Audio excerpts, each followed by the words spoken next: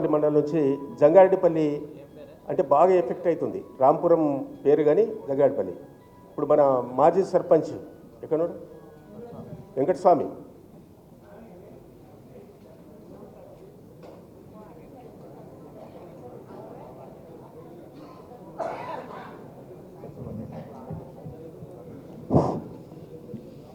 సభకు నమస్కారం.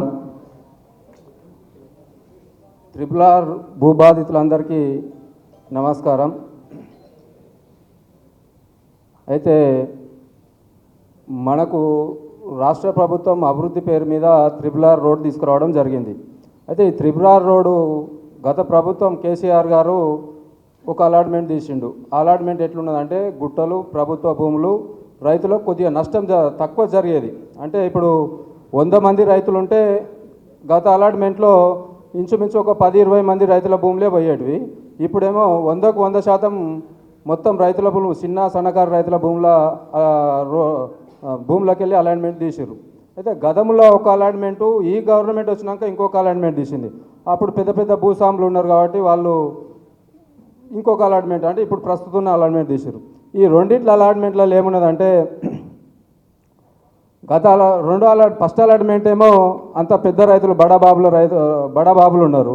ఆ బడాబాబులు ఏం చేసిరంటే మరి ఈ ప్రభుత్వానికి, కాంగ్రెస్ ప్రభుత్వానికి మరి డబ్బులు ఇచ్చిర్రా మరి వాళ్ళు ఏం చేసుకున్నారో కానీ అది మార్చి చిన్న సన్నకారు రైతుల భూముల మీద ఎగబడ్డారు, అంటే చెరబట్టిర్రు. సహజంగా మేము ఏమంటామంటే రైతులు మాట్లాడాలంటే రైతుల భూములు చెరపట్టిన కాంగ్రెస్ ప్రభుత్వం. అయితే కాంగ్రెస్ ప్రభుత్వం చెరబడితే మా ఎమ్మెల్యే గారి దగ్గరికి మేము అందరం పోయి అడిగితే ఏమంటాడంటే నాకు తెలియకుండా రోడ్డు అలాట్మెంట్ చేసిరా అని అంటారు. సహజ సిద్ధంగా మామూలు అయితే గ్రామాలలో ఏమంటారంటే ఒక వార్డు మెంబరే కానీ సర్పంచ్ కానీ ఒక ఇందిరమ్మ ఇల్లు రాయాలంటే సహజంగా అందరు కూకొని చర్చించి రాసినాక ఏం చేస్తారంటే అది ఎమ్మెల్యే దగ్గరికి తీసుకుపోయి అక్కడ ఫిల్టర్ చేస్తారు.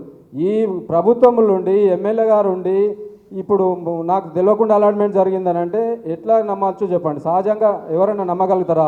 లేదు. రేపు పొద్దుగాల మరి ముఖ్యమంత్రి గారే సగం కాన్స్టిట్యున్సీ నమ్ముతాడు. అప్పుడు గిట్టంగా నాకు తెలియదు అంటే మరి మీరు ఉండేం లాభం? మిమ్మల్ని ఎన్నుకొని మేము ఏం చేయాలి? దాని మీద మీరు దృష్టి పెట్టి మాట్లాడాలి. ఇప్పుడు అసెంబ్లీకి మిమ్మల్ని ఎన్నుకున్నప్పుడు, కల్లకుర్తి ప్రజల పక్షాన మిమ్మల్ని ఎన్నుకున్నప్పుడు కల్లకుర్తి ప్రజల పక్షాన మీరు మాట్లాడాలి. అక్కడ ఉన్న ప్రజల సమస్యల మీద మీరు దృష్టి పెట్టాలి. ఆ దృష్టి ప్రజల పక్షాన నిలబడేటట్టు ప్రయత్నం చేయాలి తప్ప మీరేదో బడబాబుల పక్షాన నిలబడి ప్రయత్నం చేస్తామంటే అది పద్ధతి కాదు. అయినా ఇకనైనా తేరుకొని ప్రజల పక్షానికి వస్తే బాగుంటుంది. ప్రభుత్వం గిట్టంగా మా రైతుల పక్షాన వచ్చి చర్చించాలి. ఇప్పుడు నేనేమంటున్నా అంటే మేము పాకిస్తాన్ వాళ్ళం కాదు, మీరేమో బంగ్లాదేశ్ వాళ్ళు గారు, అందరం తెలంగాణ రాష్ట్రం ఉన్న ప్రజలమే. కానీ ఆ తెలంగాణ రాష్ట్రంలో వివక్షకు అంటే ఇంతకుముందు ఏమో ఆంధ్రోళ్ళ మీద మనం దోపిడీ జరిగిందని చెప్పేది, ఇప్పుడు తెలంగాణోడి మీదే దోపిడీ చేసే ప్రయత్నం చేస్తున్నారు. దీన్ని నేనేమంటున్నా అంటే భారత రాష్ట్ర సమితి పార్టీ గిట్టంగా నేనేమో విన్నవించుకుంటున్నా అంటే ప్రజల పక్షాన ఎట్లయితే తెలంగాణ ఉద్యమం జరిగిందో ఆ ఉద్యమ స్ఫూర్తితోటి రైతుల పక్షాన మీరందరూ నిలబడాలని నా మనస్ఫూర్తిగా కోరుకుంటున్నా. అయితే దీనికి ఏందనంటే ఎవరైనా సాధితంగా మేము రైతులమే, మేము గిట్టంగా అభివృద్ధిని ఆకాంక్షిస్తాం. కానీ ఇక్కడ జరిగే ప్రయత్నం ఏందనంటే బడబాబులకు ఒక న్యాయం, గరీబులకు ఒక న్యాయం అనేది ఉండకూడదు. సహజంగా ఎవరికైనా కానీ ఒకటే న్యాయం ఉండాలి. మీరు ఒకటే అలాట్మెంట్ తీస్తే ఎవ్వరు ఇబ్బంది పడకపోదురు.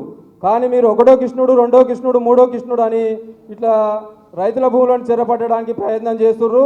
ఇది పద్ధతి కాదు. ప్రభుత్వానికి ఇటంగా ఈరోజు మీరు 3 ఏళ్ళు 4 ఏళ్ళు ప్రభుత్వం ఉండొచ్చు, తర్వాత దిగిపోవాల్సి వస్తుంది. ప్రజలను దృష్టిలో పెట్టుకొని, ప్రజాపాలన దృష్టిలో పెట్టుకొని, ప్రజల సంక్షేమం దృష్టిలో పెట్టుకొని, ప్రజలకు మీరు ఏ రకంగా మెరుగైన పాలన అందిస్తారో దాన్ని దృష్టిలో పెట్టుకొని ప్రజలలోకి రండి, ప్రజలలో చర్చ చేయండి, ప్రజల బాగోగులు తెలుస్తాయి. తదుపరి మీరు నిర్ణయం తీసుకుంటే బాగుంటుందని నా యొక్క అభిప్రాయం.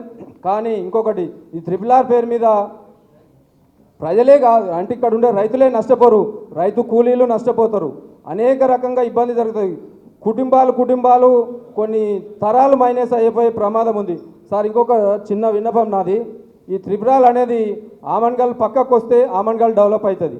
ఆమన్గల్ దాటి వస్తే ఆమన్గల్కు మైనస్ అవుతుంది. ఎందుకనంటే గతంలో మన మండలాలు విభజించి ఒక కర్తాల్ మండలం ఏర్పడింది.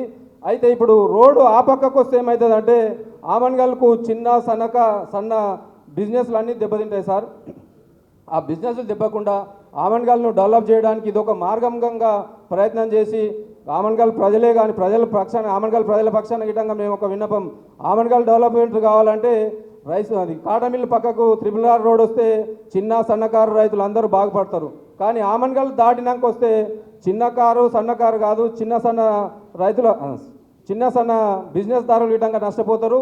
అలాగే మనకు ఆమన్గల్కి అన్ని మండలాలు విభజించిపోయినాయి. ఇప్పుడు ఒక కోర్టు ఉంది, కోర్టు వల్ల నష్టం జరుగుతుంది, ప్రజల గిట్టంగా ఇబ్బంది జరుగుతుంది.